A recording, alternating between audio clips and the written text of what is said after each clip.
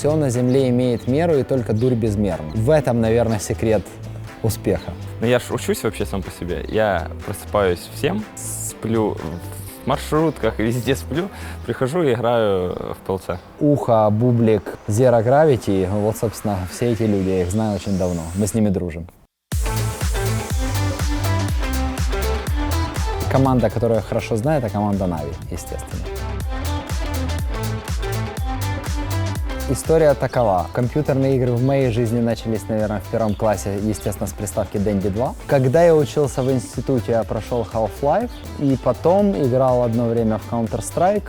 У нас было вторник и суббота, мы всей командой ходили шпилить в контру. Вот. И я помню, что когда уже прошло совсем время, году в каком-то 2008-2009, мне ваш коллега рассказал о том, что вообще есть такое понятие, как киберспорт. Я вот его слушал, и мне казалось, что он рассказывает какую-то фантастику. И да, и нет, но все-таки думаю, что больше да.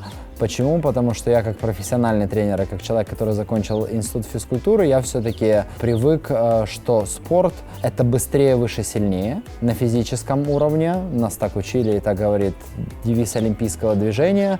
Но, с другой стороны, спорт — это там, где есть конкурентная среда, и там, где люди пытаются в условиях поединка узнать, кто лучше. И учитывая то, какие деньги там крутятся, этому спорту можно и нужно уделять очень большое профессиональное внимание именно специалистов, не только зрителей. Идея хорошая. Я об этой идее говорил еще с Игорем еще 3 года назад, когда он меня приглашал себе в гости, потому что он знает, что я занимаюсь подобными проектами в спорте, и мы с ним общались на тему создания киберакадемии. Вот он мне задавал вопрос, если у нас стоит задача взять молодых и перспективных и вывести, какой вообще механизм и какая практика в спорте высших достижений. И мы это обсуждали. Лучшие становились еще лучше, их надо собирать вместе. Это нормально юношей сталкивать лбами, заставлять упираться, создавать им дискомфортные условия в плане их спортивной деятельности, но при этом создавать им комфортные условия в плане жизни. Из того, что я вижу здесь, вы занимаетесь такой благородной миссией, вы пытаетесь их сделать физически здоровее, образовать, поэтому однозначно только позитивно. Я задал миллион вопросов, меня интересовало, как выглядит соревновательная деятельность, и я узнал, что соревнования по Доте, по CSGO — это разные вообще соревнования, да, вот, соответственно, разные задачи. А как это вообще вот реакция, скорость реакции, реакция во время утомления, реакция во время стресса, и они мне тоже рассказывали, что это целая вселенная, которую можно и нужно изучать, и как раз в вашем виде спорта это то, где кроется большой резерв, потому что между временем, когда ты нажмешь кнопку, и временем, когда ты принял решение, это доли секунды в конечном итоге может очень на многие вещи повлиять.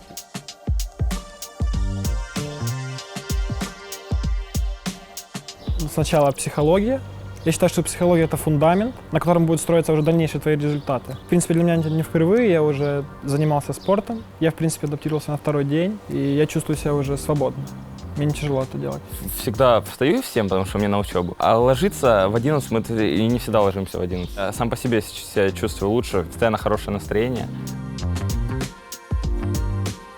В принципе, для поддержки вот формы этой нагрузки для меня достаточно. Конечно, хотелось бы еще самостоятельно как-то заниматься, но у меня сейчас нет на это времени просто. Потому что у нас очень много теории, очень забита голова, и надо больше отдыхать, чтобы переварить вот эту всю информацию. Утренняя тренировка для меня, это очень классно, потому что я привожу в тонус свой организм, мне легче вообще по дню.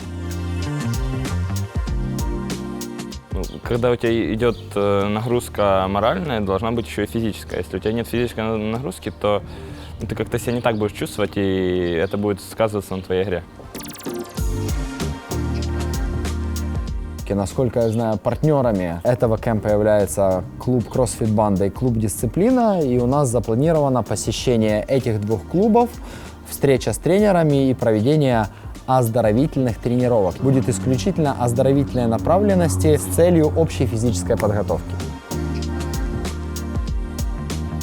Киберспорт, насколько я его понимаю, связан с очень высокими психическими нагрузками и деятельностью нервной системы, с очень высокой нагрузкой на зрительный аппарат, на слуховой, на периферическую нервную систему. Этим ребятам надо показывать как минимум нормальный уровень здоровья нормального юноши в своем возрасте. Но у нас есть еще, так сказать, негативные факторы воздействия киберспорта в любой виде деятельности есть свои минусы. Это то, что они много сидят. И тут у нас есть ряд моментов. Это застойные явления в плане кровоснабжения, гипертонус различных мышечных групп.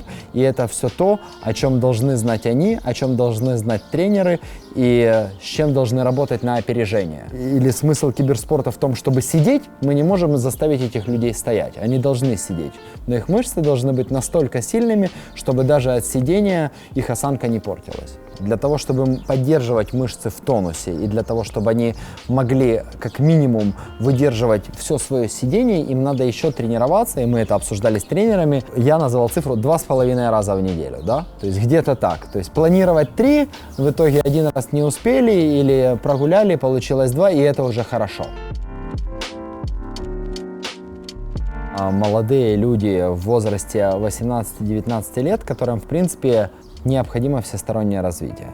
Это раз. А два, мое мнение, что спорт и медийность сейчас настолько взаимосвязаны, что эти люди должны быть готовы к тому, чтобы быть публичными личностями, а имеется в виду, они должны хорошо выглядеть, уметь подавать себя и уметь вести диалог. Я думаю, в интересах команды, чтобы эти люди были содержательными и адекватными. Поэтому никто не отменял физического развития, но духовное и интеллектуальное, я считаю, должно присутствовать в полной мере.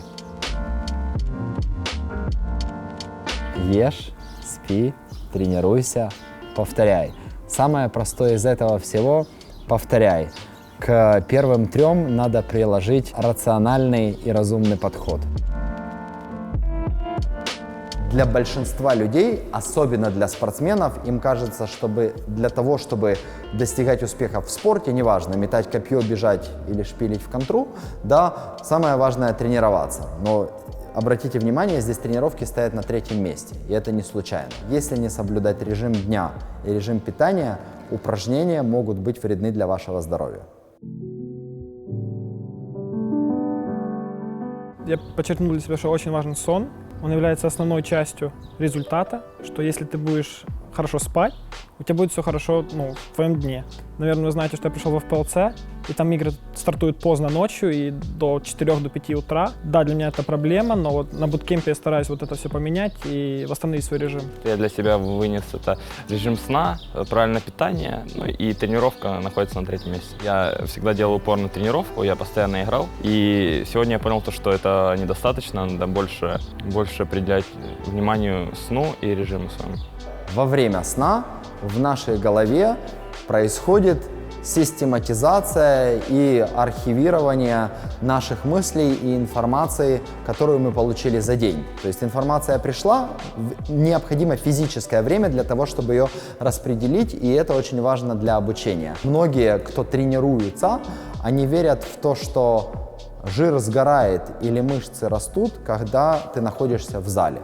Это вот очень распространенное мнение у девушек. Она говорит, я сошла с дорожки, вся такая мокрая, это жир.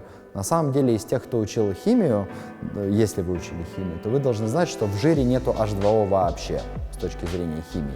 Поэтому, когда ты греешься, из тебя течет вода. Это течет вода, которая находится под кожей, либо от разрушения мышц. Жир, когда ты бежишь по дорожке, он не горит. Жир горит, когда мы спим.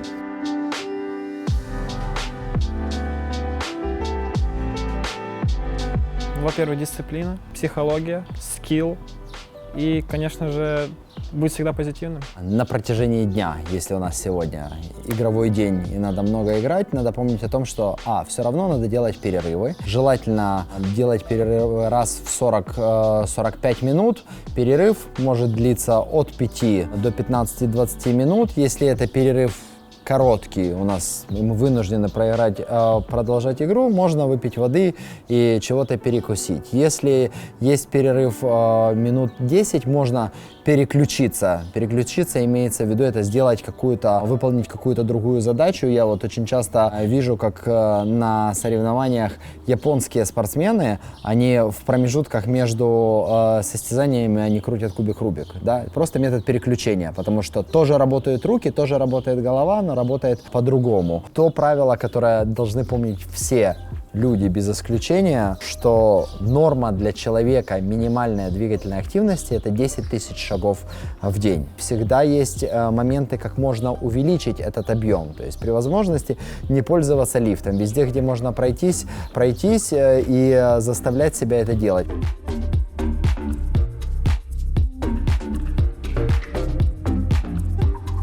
Но если сравнивать, всегда сравнивают Роналду и Месси. Роналду это показатель физической работы, человек всегда старался, работал, а Лионель Месси это талант. Почему именно Месси? Ну, во-первых, мой любимый клуб это Барселона, а Месси играет в Барселоне, и я думаю именно из-за этого.